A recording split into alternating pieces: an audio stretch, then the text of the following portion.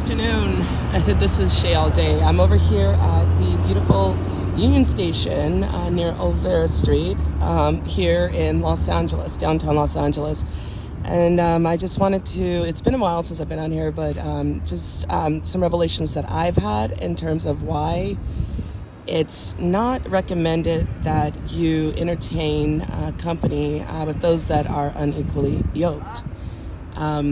So recently I've had some experiences, with some situations that have brought this to light, because basically, like, if you are spiritually mature, psychologically, mentally mature, and you're amongst someone that doesn't have the same understanding and also wants you to subscribe to their belief system, which happens to be with a lot of these people,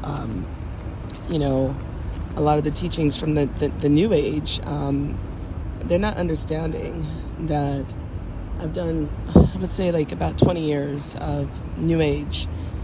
So it's not like it's foreign to me. It's not like I don't know what it is. But I do remember that when I was involved in the New Age practices, I was, dealing with like some of the worst spiritual warfare. I was having instances of sleep paralysis.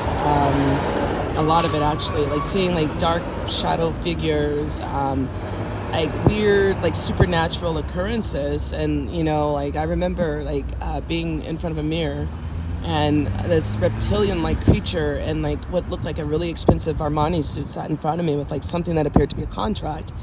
And even then, something was like trying to get me to basically sell my soul over to the dark side. But I'm a child of God, so naturally it wasn't appealing, and I knew automatically that wasn't for me.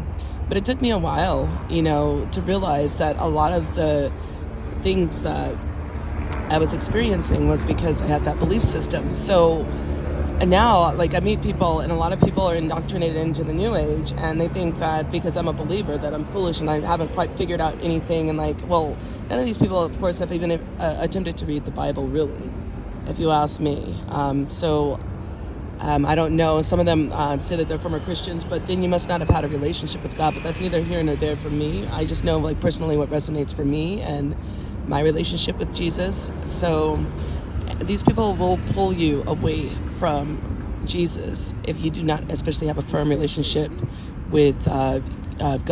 You have to have a very strong spiritual relationship. And so you don't want to be, around people that are going to attack you and your relationship with Christ. This goes for dating too. I had to recognize early on, the red flags that I was experiencing. And I'm sorry. Well, actually, I'm not sorry. I pick Jesus first every day, all day. If you are going to pull me away from Jesus, you got to go.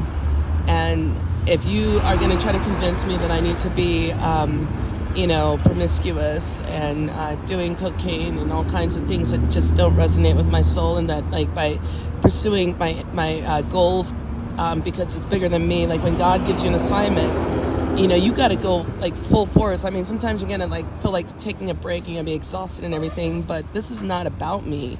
This is spiritual too. And so they can't even understand. So your energy, your voice, your time, your purpose for God, for the body of Christ is important.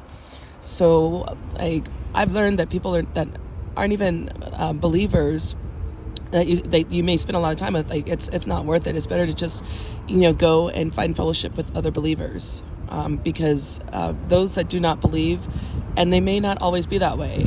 I used to avoid, especially the church people. I'm still not keen on a lot of church people, because I see a lot of things within the church that do not represent any of the body of Christ. And so, I'm very selective as to where I sit. But I've had some really good experiences at some churches, and so that's been real redeeming. But it's very important ultimately to have your own personal relationship with God, have really be willing to walk this whole thing out 10 toes down for Christ. That's it.